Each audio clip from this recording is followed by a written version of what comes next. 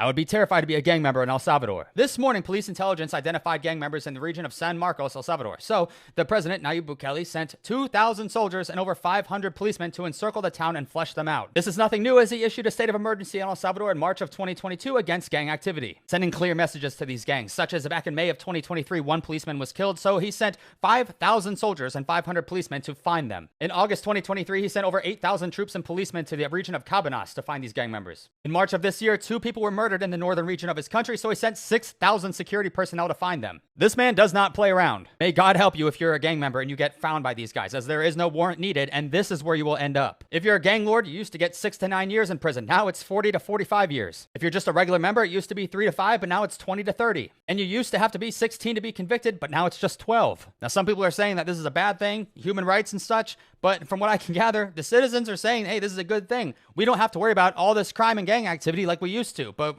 what do you think? Should the United States be taking notes? This massive army that you see here, this is all thanks to the greatest president in the world. His name is Bukele, and he's the president of El Salvador.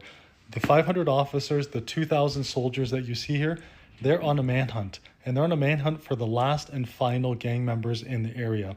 He has a no BS policy approach to solving crime. He has actually transformed El Salvador in his presidency into something that was once thought unthinkable and impossible.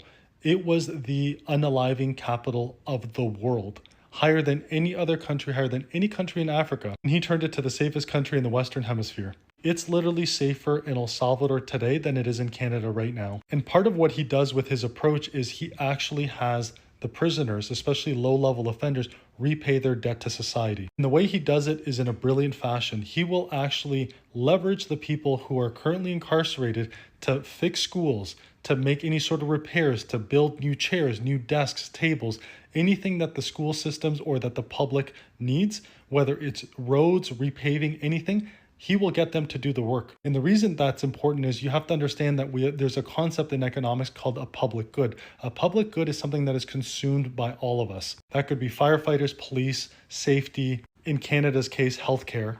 It's all free and it's paid by our taxes, but it's all freely available to us. But criminals use a certain part of the public good, namely the justice system, much more than anyone else. You have to think about the officers that then need to be hired to solve the crime, the investigators, the prosecutors, the judges, all the infrastructure surrounding all that. There's a massive cost, and that cost is borne by people who do not utilize that good at all, because we are law-abiding citizens. So that is why he has them repay their debt to society. And instead of them just sitting there, he's actually putting them to work. I don't know about you, but in Canada, the jails, I know for a fact, are nothing like the jails in El Salvador. It's basically a 5-star hotel in comparison. One thing I know for certain, that if we had rules that were stricter, like what the president of El Salvador has for repeat offenders and criminals, we wouldn't be having the problems that we have today.